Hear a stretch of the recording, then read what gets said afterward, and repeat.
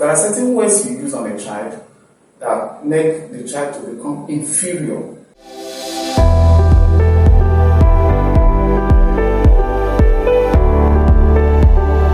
Hi everyone, welcome to HealingHeartTherapy. My name is Obedike Amarachi. Here we talk about anything and everything concerning mental health. Well, today we'll be discussing on harsh parenting, a practice that is commonly done by African parents here in Africa, not minding the negative effect it has on children.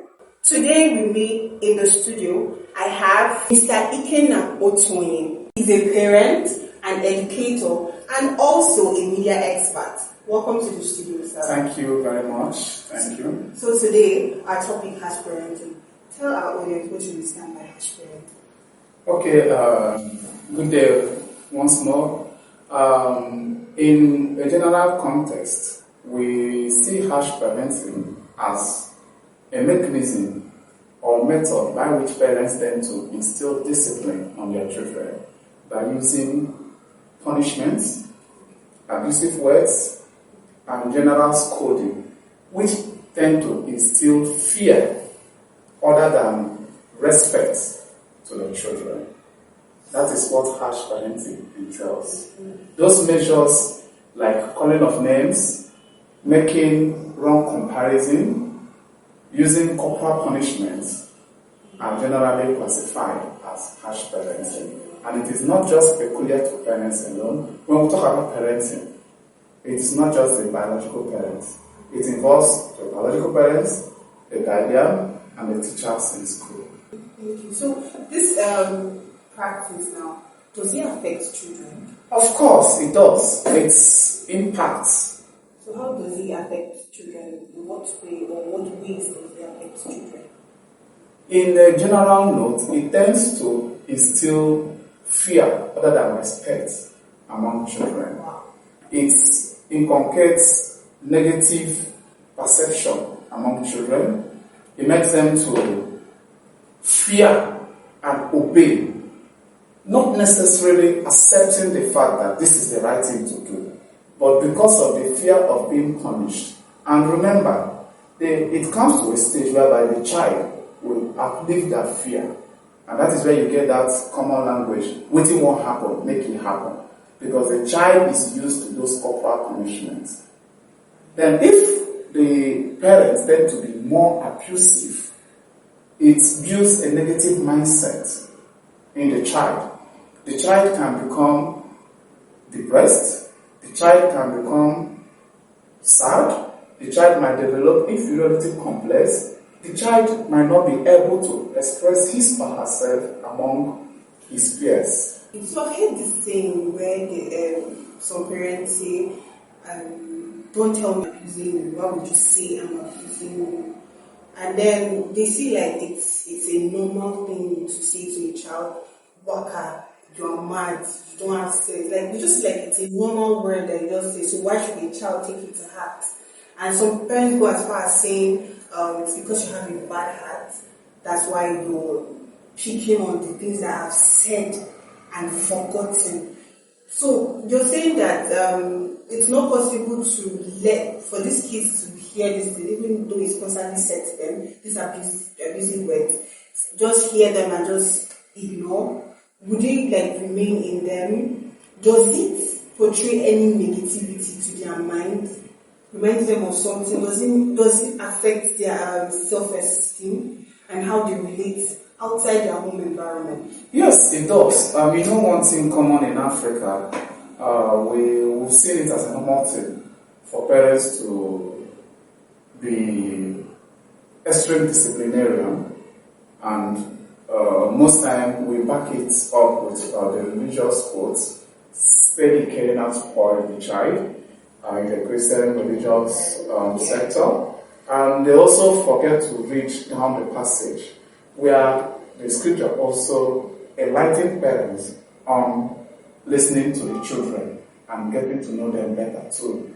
So the fact we are allowed to discipline the children or our child, we should also bear it in mind that certain measures we take will inculcate harmful children. Just like you mentioned, it affects the child's psychology and emotion.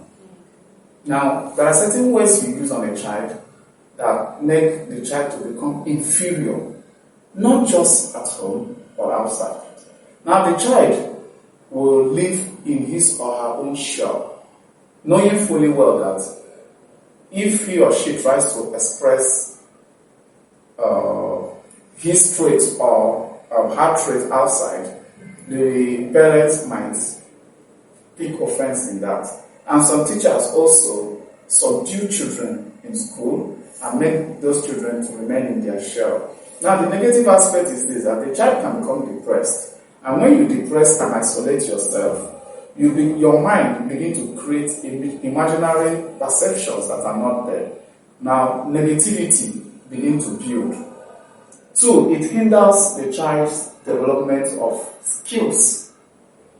The child finds it difficult to unleash his or her inner self because the child is afraid of lash, the child is afraid of cane, the child is afraid of whip. And then those words can be so demoralizing that the child will see his or herself as not being good enough. So in the general concept, it is a measure we have used over the years that have limited a lot of us. Now, I get it. It is always good once in a while to discipline a child. It is always good to inculcate proper, use the word discipline, not punishment, to a child, but let it not be abusive. The moment it's abusive, it becomes harsh parenting. Now, it becomes more of, use the word wickedness than correction. Okay, so is it possible that all these experiences that these children get to experience, would it impact anything in their adulthood? Does it have any impact in their adulthood? Yes, over the years I've been opportune to teach a whole lot of students who have actually graduated and have become personalities in the society. Now, there's one thing I've noticed. I've taught a child who happens to be a teacher now. He always make reference to when I was a child, the way they flog us. We know they even flog on anything. Now you see what he grew up with. Because he was punished as a child. Because he was his parents or his teacher then was aggressive on him, he now grew up to be aggressive on children. He now grew up to believe that corporal punishment is the best measure to correct a child. Now, relatively, it's not just applicable to children. That person might find himself in a reputable organization.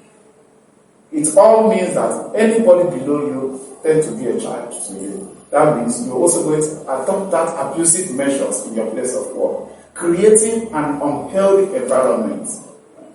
That means you're not going to be a team player. That means anybody who you're superior to will feel the lash end of your personality. So is it safe to say that adults cannot be trained because you get, if not 100% of training, and then whatever training you get as a child grows up with you, it's already in you. So your exhibitions, most times as an adult, are things that came up with you as a child. Traits can be inherent, traits can be acquired. Okay, even as an adult, you can acquire some certain traits. There will always have room for corrections. There are certain things that you might have been exposed to as a child. Now, it is left for you to decide, I'm going to be different. Now, as a child, I was molested. As a child, I was being overly punished. As a child, my teachers subjected me to a lot of ill treatment. Now, it does not justify me growing up and adapting such measures on other children, but rather, change, they say, begins with us. So rather, I can be an agent of change, a tool for change, by using disciplinary measures to correct a child. Disciplinary measures aimed at instilling proper correction, aim at guiding, aim at inculcating proper way of life to the child, so that the child will see it as this is right, this is wrong, and not that you are denying he or she of a particular thing, or you are being wicked. Because in the mind of the child sees you as being what? Wicked. Because, yes, you are being wicked because you are being abusive. Okay, so now, to adulthood, is healing possible? It's healing. Is it possible? Yeah, yes, it can. It's common. You just have to understand the fact that life happens. You live. Just like I said earlier on, be the change you desire.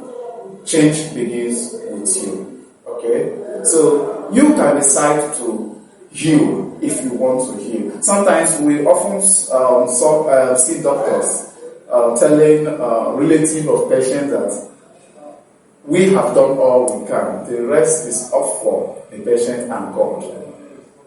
Are you getting it? So it's up to you to heal. And if you want to heal, you can heal. It's all about letting go. It's all about taking knowledge and discipline from what you experience and enhancing it properly and reproducing it for a better child of tomorrow.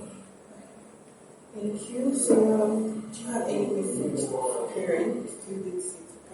Yes, what I would say to my fellow parents out there is that let us try as much as possible as we can to understand our children.